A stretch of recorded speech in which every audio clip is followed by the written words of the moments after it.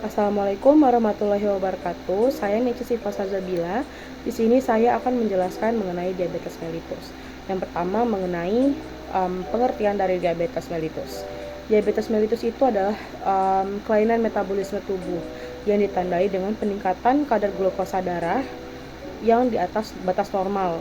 Seseorang dikatakan diabetes mellitus itu ketika kadar gula darah puasanya itu di atas 126 mg per desiliter, dan untuk kadar gula darah sewaktunya itu di atas 200 mg per desiliter. Nah, untuk diabetes mellitus ini dibagi menjadi beberapa tipe. Yang pertama itu ada diabetes mellitus tipe 1 yang biasanya terjadi pada anak-anak atau remaja. DM tipe 1 ini ditandai biasanya dengan berkurangnya produksi insulin yang terjadi karena sel-sel imunitas atau kekebalan tubuh penderita itu menyerang dirinya sendiri dan menghancurkan sel-sel pankreas, sehingga mengakibatkan insulin itu tidak dapat diproduksi dan terjadilah peningkatan kadar gula darah, sehingga nantinya akan terjadi kerusakan pada organ-organ lain di tubuh penderita diabetes mellitus tipe 1. Lalu untuk yang diabetes mellitus tipe 2 ini adalah diabetes yang paling sering terjadi di atas lebih dari 90% penderita diabetes mellitus di dunia, yang biasa terjadi ini pada orang dewasa atau lansia. Terjadinya ini karena ada penggunaan insulin yang tidak efektif oleh tubuh. Nah, insulin yang dihasilkan ini tidak dapat dipergunakan dengan baik, sehingga menyebabkan sel-sel tubuh itu jadi kurang sensitif atau resisten terhadap insulin. Nah, selanjutnya itu ada DM gestasional yang terjadi pada ibu hamil. Biasanya ini terjadi pada trimester kedua atau ketiga pada kehamilan. Lalu ada juga jenis diabetes tertentu yang dikarenakan sebab lain. Nah, ini biasanya disebabkan oleh penyakit lain, misalnya seperti sindrom diabetes monogenik yang terjadi pada diabetes neonatal atau diabetes pada usia muda, atau karena penyakit pankreas endokrin itu seperti pada fibrosis kistik sama pankreatitis. Lalu bisa jadi juga karena obat atau diabetes yang diinduksi bahan kimia, seperti dengan penggunaan glukokortikoid, terus dalam penggunaan HIV atau pengobatan HIV atau AIDS, atau setelah transplantasi organ. Lalu selanjutnya adalah tentang penyebab dari diabetes mellitus. Biasanya diabetes mellitus itu terjadi karena faktor keturunan atau karena gaya hidup yang tidak sehat, seperti kurang berolahraga, konsumsi gula yang berlebihan, sering makan junk food. Lalu untuk gejala yang timbul pada penderita diabetes itu biasanya penderita diabetes itu merasa sering haus, lalu sering buang air kecil terutama pada malam hari, lalu biasanya lemas, serta penglihatan buram. Lalu biasanya pada orang yang mengalami diabetes itu mengalami kram atau kesemutan pada kakinya, mati rasa, luka yang tidak sembuh biasanya juga, atau bisa juga terjadi penurunan berat badan yang berlebihan dan secara tiba-tiba.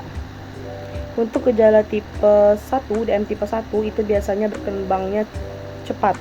Lalu kalau untuk gejala DM tipe 2 itu biasanya berkembang dengan lambat. Yang patut kita waspadai adalah pada diabetes ini seringkali gejala itu terlambat disadari. Biasanya sudah sampai komplikasi, atau misalnya komplikasi ke lain hal, misal ke gangguan penglihatan atau penyakit jantung, baru disadari bahwa seseorang itu menderita diabetes. Lalu selanjutnya adalah mengenai faktor risiko.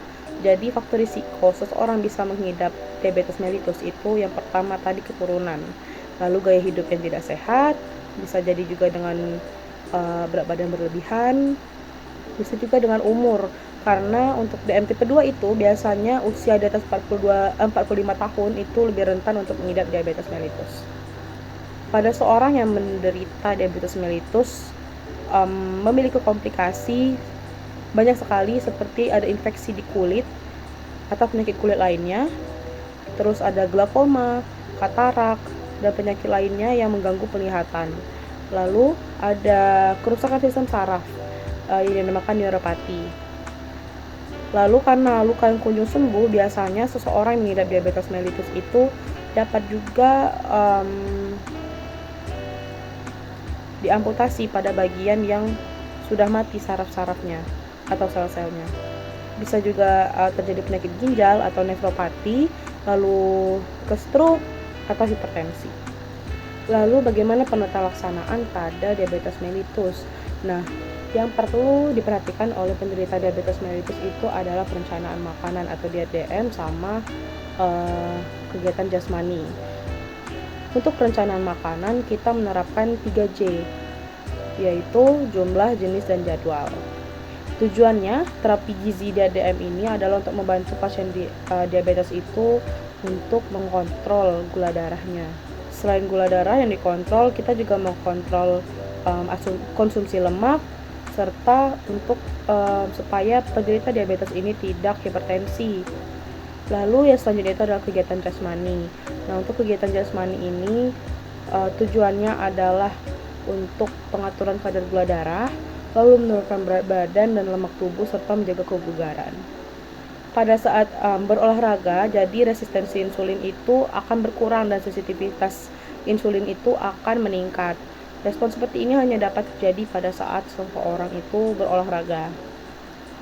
Pada pasien diabetes mellitus, aktivitas fisik yang teratur dapat mengurangi berat badan, terus mengkontrol kadar gula darah dan sensitivitas insulin, serta bisa membawa manfaat yang mengarah ke pengurangan risiko komplikasi. Jenis aktivitas fisik yang disarankan ini berada pada skala ringan sampai sedang. Bisa yang kita lakukan sebagai penderita diabetes mellitus itu adalah senam kaki, bisa menggunakan media koran, bola, kelereng, atau senam, jalan kaki santai, dan banyak hal lain yang bisa dilakukan. Lalu untuk pemeriksaan diagnostik yang dapat dilakukan pada penderita diabetes mellitus supaya kita bisa mengangkat diagnosa diabetes mellitus itu adalah dengan melakukan pengecekan glukosa darah, bisa yang sewaktu atau yang puasa. Lalu ada juga tes toleransi glukosa. Kalau menurut WHO untuk diabetes mellitus itu setidaknya 2 kali pemeriksaan baru kita dapat menyimpulkan seseorang ini menderita diabetes mellitus atau tidak. Dengan kriteria jika kita cek glukosa plasma sewaktu GDS itu di atas 200 mg per desiliter. Kalau untuk gula darah puasanya itu atau GDP itu di atas 126 mg per desiliter. Lalu untuk glukosa plasma dari sampel yang diambil 2 jam kemudian sesudah mengkonsumsi 75 gram karbohidrat atau 2 jam postprandial itu di atas 200 mg per desiliter. Seperti yang tadi sudah dijelaskan di awal, untuk DM tipe 1 itu terjadi reaksi autoimun karena sel-sel imunitasnya itu menyerang dirinya sendiri. Itu akan menyebabkan sel beta pankreas itu dapat hancur. Nah, untuk DM tipe 2 terjadi idiopatik. Karena idiopatik atau usia atau genetik, lalu untuk karena gaya hidup, sehingga itu akan menurunkan jumlah sel pankreas karena sensitivitas insulinnya berkurang. Nah, 2 hal ini tadi akan mengakibatkan defisiensi insulin sehingga dapat terjadi hiperglikemi atau katabolisme proteinnya meningkat atau terjadi liposis yang meningkat. Nah, karena hiperglikemia itu dapat mengakibatkan fleksibilitas darah merah menurun, sehingga terjadi pelepasan O2. Nah, di sana akan terjadi hipoksia perifer sehingga dapat kita angkat diagnosa keperawatan atau masalah keperawatannya itu adalah nyeri akut. Dari hiperglikemia tadi juga dapat kita lakukan pembatasan diet kan, sehingga intake cairan atau intake nutrisinya itu inadequate atau tidak cukup, sehingga dapat kita angkat masalah risiko defisit nutrisi.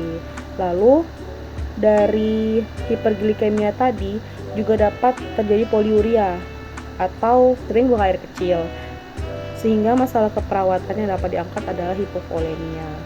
Lalu ketika terjadi hipoksia perifer tadi dapat terjadi aliran darah ke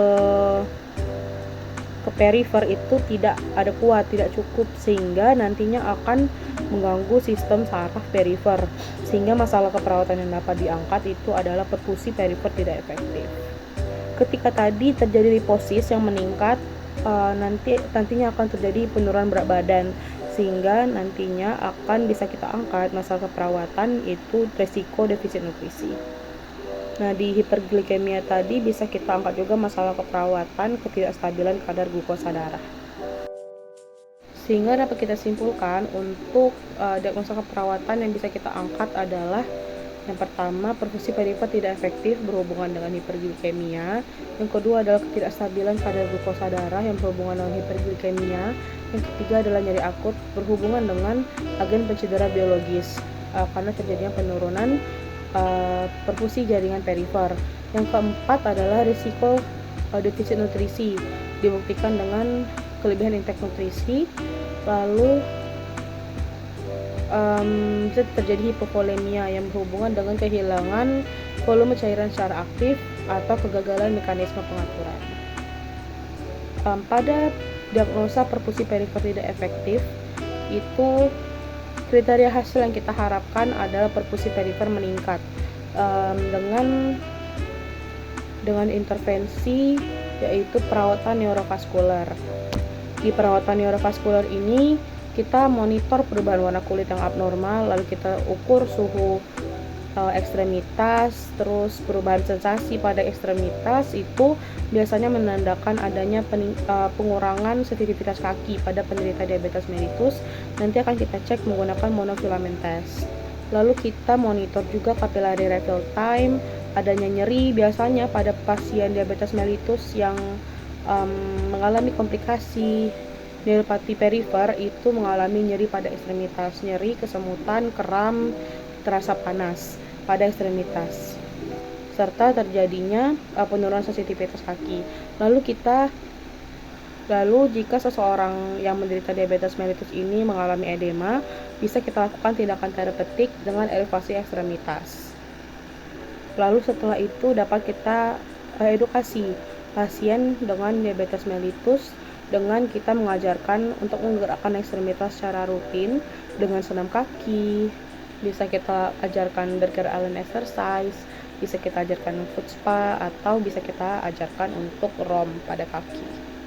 Lalu untuk yang ketidakstabilan kadar glukosa dalam darah itu kita kriteria hasil yang kita harapkan adalah kadar glukosa darah membaik. Dengan intervensi yang dapat kita lakukan adalah manajemen hiperglikemia. Lalu untuk diagnosa yang nyeri akut itu bisa kita ajarkan untuk diagnosa nyeri akut bisa kita lakukan manajemen nyeri dengan kriteria hasil yang diharapkan itu adalah tingkat nyerinya menurun. Yang kita dapat lakukan di manajemen nyeri itu yang pertama kita ukur dulu skala nyerinya atau status nyerinya kita cek. Lalu setelah itu bisa kita ajarkan atau kita edukasi untuk melakukan teknik relaksasi, distraksi, dan lainnya untuk mengurangi nyeri. Lalu untuk yang risiko defisit nutrisi tadi dapat kita lakukan atau intervensikan yaitu manajemen nutrisi dengan kriteria hasil yaitu status nutrisi membaik. Lalu apa inovasi yang akan saya lakukan pada penderita diabetes mellitus? Nah, seperti yang tadi sudah kita bahas, ada banyak sekali hal yang dapat kita ajarkan kepada penderita diabetes mellitus. Salah satunya adalah senam kaki, bisa Berger Allen exercise, foot spa, ROM, atau elevasi kaki setinggi 65 derajat. Untuk senam kaki itu kita mengharapkan adanya peningkatan perfusi perifer pada penderita diabetes mellitus. Jadi yang pertama, ketika kita melakukan pengkajian, kita lakukan juga pengkajian untuk sensitivitas kaki pada penderita diabetes mellitus. Misalnya kita menanyakan apakah selama ini penderita diabetes mellitus ini merasakan rasa panas, kesemutan, kram, mati rasa, kebas pada telapak kakinya. Nantinya setelah kita mengetahui hal itu terjadi, bisa kita lakukan pengecekan sensitivitas kaki pada penderita diabetes mellitus dengan monofilament test. Untuk monofilament test sendiri, untuk interpretasinya itu ketika nanti kan kita akan cek di 10 titik di telapak kaki penderita DMI tersebut. Nah, nantinya jika pasien tersebut merasakan di 10 titik itu, berarti sensitivitas kakinya masih normal. Lalu ketika hanya merasakan 8-9 titik, itu penurunan sensitivitas kaki ringan. Lalu untuk 5-7 itu di penurunan sensitivitas kaki sedang. Lalu di antara 1-4 itu adalah penurunan sensitivitas kaki berat. Nah, pada pasien yang mengalami hal ini dapat kita lakukan senam kaki. Senam kaki tersebut tujuannya adalah untuk melancarkan peredaran darah pada bagian kaki. Kenapa pada bagian kaki? Karena kaki itu adalah tumpuan pada tubuh seseorang, sehingga akan lebih rentan untuk peredaran darahnya tidak lancar. Senam kaki ini dapat membantu memperbaiki sirkulasi darah dan memperkuat otot-otot kecil pada kaki dan mencegah terjadinya kelainan bentuk kaki atau deformitas. Nah, selain itu, senam kaki ini juga dapat meningkatkan kekuatan otot betis, otot paha, juga mengatasi keterbatasan pergerakan sendi pada penderita diabetes mellitus. Pada seseorang yang melakukan aktivitas fisik seperti senam kaki, pada tubuh itu akan terjadi peningkatan kebutuhan bahan bakar tubuh oleh otot yang aktif. Dan nantinya akan terjadi reaksi tubuh yang kompleks meliputi fungsi sirkulasi, metabolisme, dan susunan saraf otonom. Nah, glukosa yang akan disimpan sebagai glikogen tadi dalam otot dan hati akan cepat diakses untuk digunakan sebagai energi pada saat melakukan senam kaki ini, terutama pada saat permulaan latihan senam kaki diabetik. Lalu pada penelitian yang dilakukan oleh Octorino et al. 2022 dengan responden 20 orang mendapatkan hasil adanya peningkatan nilai sensitivitas kaki sebelum dan sesudah senam kaki dengan menggunakan koran. Nah, inovasi yang saya lakukan adalah menggunakan bola diabol. Ini adalah bola yang sudah pernah saya lakukan untuk penelitian di jenjang sarjana terapan keperawatan. Pada penelitian yang sudah saya lakukan tersebut, pada 38 responden, secara signifikan ada peningkatan sensitivitas kaki setelah dilakukan perlakuan. Perlakuannya adalah senam kaki dengan diabol, sehingga dapat kita simpulkan ada pengaruh senam kaki dengan diabol ini terhadap peningkatan sensitivitas kaki pada penderita diabetes mellitus. Lalu senam kaki ini adalah kegiatan jasmani atau latihan fisik yang dianjurkan untuk dilakukan pada penderita diabetes mellitus dan terbukti dapat melancarkan peredaran darah dan meningkatkan sensitivitas kaki. Baiklah, itulah yang dapat saya sampaikan. Lebih kurang saya mohon maaf. Wabillahi taufiq wal hidayah. Wassalamualaikum warahmatullahi wabarakatuh.